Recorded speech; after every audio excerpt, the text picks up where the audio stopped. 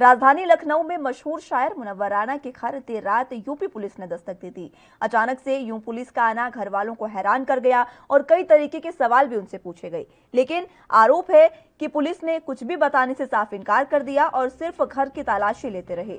मुनव्वर राना की बेटी और कांग्रेस नेता फौजिया राना ने प्रशासन पर बदले की कार्रवाई के भी आरोप लगा दिए हैं।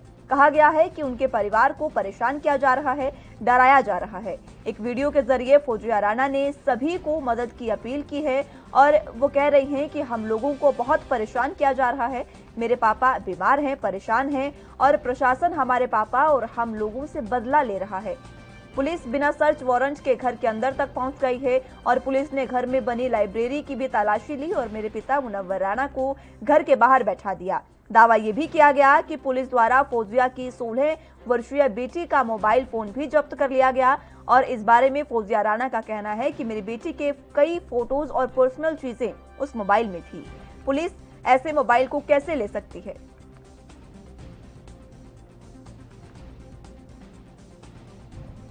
जंगल में लाश पड़ी मिलेगी बिकरू कांड की तरह, इसमें इतना हंगामा करने की क्या जरूरत है? नहीं तो आपने जब उनसे रोकने की कोशिश की तो आपके साथ क्या कहा किया उन्होंने? उन्होंने हमसे भी कहा कि आप हटिए। हमने कहा मुझे कि हम इनको जेल ले जाएंगे, उनको जेल ले जाएंगे। मैंने कहा आप कहीं ले जाना है, आप मुझे ले चलिए, मैं उसका बाप हूँ। मेरी सबसे बड़ी गलती ये कि मैंने पैदा किया है। आपके पास कोई वारंट है, कुछ है, कागज है, कुछ? वो कहने नहीं कुछ नहीं, आपसे मतलब नहीं, आप हटिए। मैंने कहा मैं कैसे हट जाऊंगा भाई, वो मेरी औलाद है, आप बताइए उसका कोई क्राइम है, कोई आप नोटिस लाए हैं? कुछ नहीं। पूरी सफेद गुंडागर्दी पूरे घर में, इधर उधर पूरा रास्ते रोक दिए, ना मीडिया को आने दिया, ना वकीलों को आने दिया।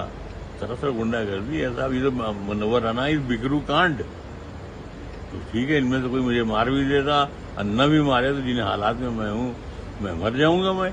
लेकिन अगर मैं मर जाऊं तो ये जो पुलिस वाले सब आए थे उसमें सब एक्यूज होंगे। लेकिन ख्वातीन के साथ बदतमीजी करने का कोई ख्वातीन पुलिस भी साथ में थी, पुलिस एहलकार?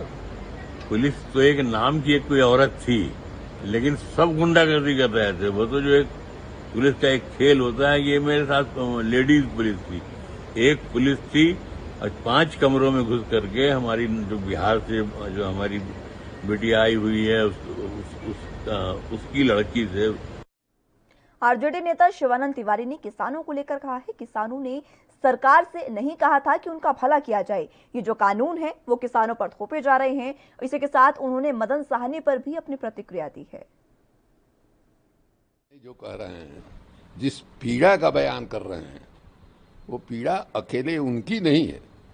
हमको याद है बहुत पहले एक कहावत नुमा माने बात चलती थी कि सत्ता जो है 3 जगह है, प्राइम मिनिस्टर, चीफ मिनिस्टर और डिस्ट्रिक्ट मजिस्ट्रेट, कलेक्टर। 3 जगह सत्ता जो है नहीं थी। इसके अलावा चौथा जगह जो बैठा हुआ आदमी है वो खोजेगा कि सत्ता जो है वो हमारे हाथ में है और हम अपने मर्जी से उसको चलावें। ये होता नहीं है। मंत्री मैं खुद रहा हूँ। अपना उपहास उड़ाना चाहते हैं तो अलग बात है।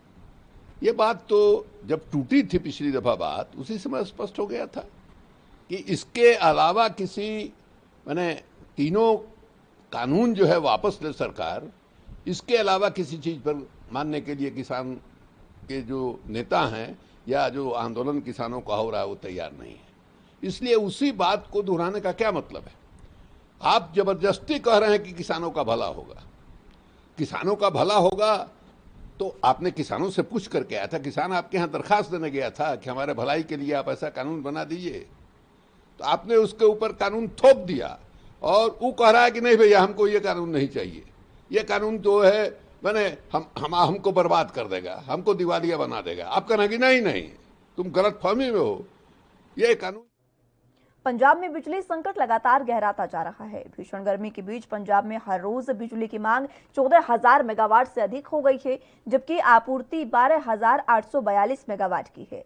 इस वजह से Punjab state power corporation limited को मजबूरन बिजली कटौती और उद्योगों पर पाबंदियां लगानी पड़ रही हैं। इस समस्या को दूर करने के लिए सरकार ने सरकारी और निजी दफ्तरों में 3 दिन के लिए एसी और बिजली संयंत्र बंद रखने की अपील की है। सरकारी दफ्तरों के समय में कटौती की गई है। अब सुबह 8 बजे से लेकर दोपहर 2 बजे तक ही काम होगा। इसके साथ ही पीएसपीसीएल ने 2 दिनों को औद्योगिक वीकली ऑफ लागू कर दिया है। डिमांड और सप्लाई में अंतर के चलते पंजाब में घरेलू उपभोक्ताओं के लिए भी दिन में 2 से 3 घंटे के कट लगने शुरू हो गए हैं। इसके विरोध में बुधवार रात को प्रदर्शन के कई हिस्सों में लोगों ने प्रदर्शन भी किया और सरकार के खिलाफ जमकर नारेबाजी की।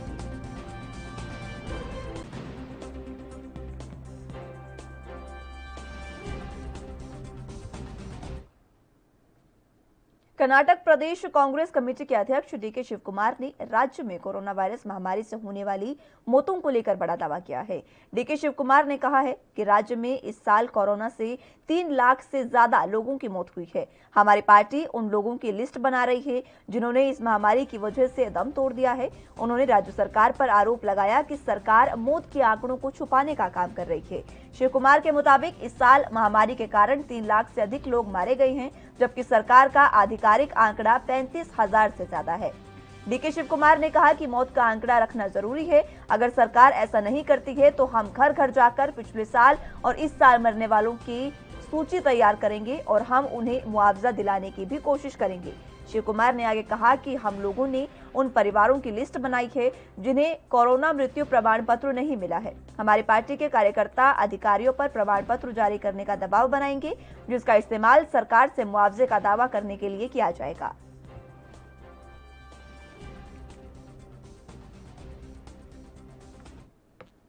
देश में जानलेवा कोरोना वायरस की रफ्तार अब धीमी पड़ रही है। देश में पिछले 24 घंटे में कोरोना के 46,617 नए मामले सामने आए, वहीं 853 लोगों की मौत हुई है, जिसके बाद कोरोना से मरने वालों का आंकड़ा आज 4 लाख के पार पहुंच गया है। भारत में लगातार चौथे दिन कोरोना मामले 50,000 से कम दर्ज हुए हैं और मौतों का आंकड़ा भी कम हुआ है। कल 59,384 लोग ठीक हुए हैं। केंद्रीय स्वास्थ्य मंत्रालय ने बताया कि राज्यों और केंद्र शासित प्रदेशों के पास अब भी कोविड-19 रोधी टीके की 1,24,00,000 से ज्यादा खुराकें उपलब्ध है और अगले 3 दिनों में उन्हें 94,66,420 और खुराकों की आपूर्ति की जाएगी। मंत्रालय ने कहा कि भारत सरकार और राज्यों की सीधी खरीद की श्रेणी से अब तक राज्यों और केंद्र शासित प्रदेशों को 92 लाख करोड़ रुपए की खुराकों की आपूर्ति की गई है। इनमें बर्बाद हुई 31,67,50,891 खुराकें भी शामिल हैं।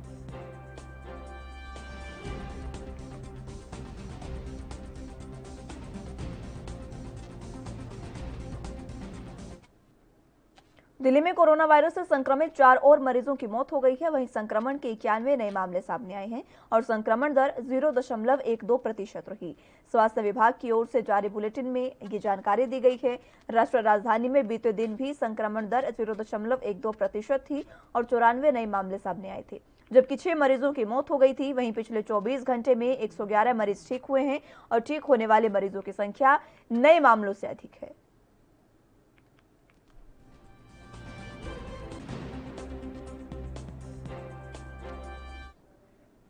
आगामी 3 जुलाई को होने वाले जिला पंचायत अध्यक्ष पद के चुनाव को लेकर सरगर्मियां चरम पर पहुंच गई हैं। यूपी के सोनभद्र में रॉबर्ट्सगंज के एक होटल पर आज पुलिस ने छापा मारा और पुलिस को सूचना मिली थी कि यहां कुछ जिला पंचायत सदस्य मौजूद हैं और उनके खरीद फरोख्त का प्रयास किया जा रहा है।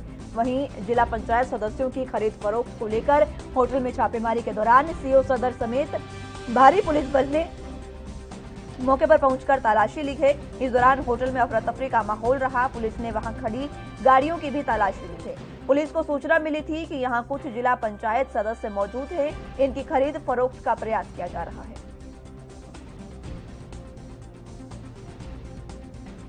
कहना है कि अपना दल एनडीए सरकार के तहत सोनभद्र अपना दल को कोटे में आई है सीट, और ये जो सपा के लोग जो आरोप प्रत्यारोप लगा रहे हैं बिल्कुल टोटल निराधार है। मैं ये कहना चाहता हूँ कि बीजेपी के जिला पंचायत सदस्य हमारे शासन सत्ता के जरहा के जिला पंचायत सदस्य को इन्होंने स्वतः मतलब अपहरण करके उठाकर लेके चले गए हैं। हाँ, और इन्होंने इनका ये बयान है, ये हताशा निराशा, ये हार को बिल्कुल मतलब हार की ओर हैं, इनकी कतई जीत नहीं हो रही। इससे मतलब कि उत्तर प्रदेश के बस्ती जिले के आमहट पुल के पास में बने संत कटोर आश्रम के बाबा सच्चिदानंद को स्पेशल टास्क फोर्स ने गिरफ्तार कर लिया है। बाबा सच्चिदानंद के ऊपर 50,000 का इनाम पुलिस ने रखा था। सच्चिदानंद उर्फ दयानंद उर्फ भक्तानंद उर्फ प्रशांत कुमार संत कुमार बिहार का रहने वाला है। बलात्कारी बाबा सच्चिदानंद का जाल देश के कई राज्यों में फैला था। बिहार का रहने वाला बाबा सच्चिदानंद भोली भाली जनता के साथ पहले पूजा पाठ का नाटक करवाता था और फिर नाबालिग लड़कियों को अपने यहाँ दासी बनाता था, जिसके बाद उनका यौन शोषण किया जाता था। इस घिनौनी करतूत में बाबा के साथ कुछ साध्वी भी शामिल थी। पीड़िताओं का आरोप था कि सत्संग और प्रवचन के नाम पर महिलाओं और कम उम्र की लड़कियों को आश्रम में बुलाया जाता था और उनसे पसंद की लड़कियों को साध्वी का दर्जा देकर आश्रम में रख लिया जाता था। उन्हें अनुष्ठान के जरिए विशेष कृपा दिलाने का दिलासा भी दिया जाता था और उसके बाद अलग अलग शहरों में प्रवचन सत्संग के बहाने भेजकर उनका यौन शोषण किया जाता था। सच्चिदानंद कहते थे कि बाबा के साथ रहने से मोक्ष की प्राप्ति होती है। झारखंड, उत्तर प्रदेश और बिहार की कुछ युवतियों ने बाबा सच्चिदानंद का विरोध किया और आश्रम से बाहर आकर कोतवाली में मुकदमा दर्ज कराया। इसके बाद बाबा ने युवतियों के घर वालों के ऊपर भी मुकदमा दर्ज करा दिया था। कुछ युवतियां ऐसी हैं जिनके पिता भाई फर्जी मुकदमे में जेल काट रहे हैं। अब बाबा की गिरफ्तारियां होने के बाद इन युवतियों के चेहरे पर खुशी तो दिखाई दे रही है, लेकिन साथ साथ पिता और भाई की गिरफ्तारी का गम भी है।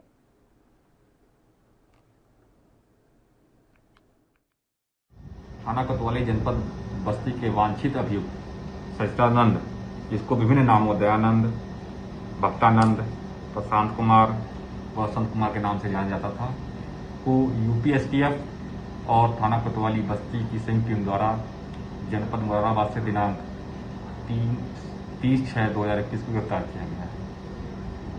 सच्चिदानंद को माननीय न्यायालय द्वारा भगोड़ा घोषित किया गया था, जिसके ऊपर 50,000 का इनाम भी था। सच्चिदानंद के ऊपर जनपद बस्ती में लगभग 7 मुकदमे पंजीकृत हैं। गिरफ्तारी करने के उपरांत सच्चिदानंद को माननीय न्यायालय में प्रस्तुत किया गया है। फिलहाल के लिए मेरे साथ इस बुलेटिन में बस इतना ही। आप जुड़े रहिए एनबी न्यूज के साथ और मुझे दीजिए इजाजत। नमस्कार।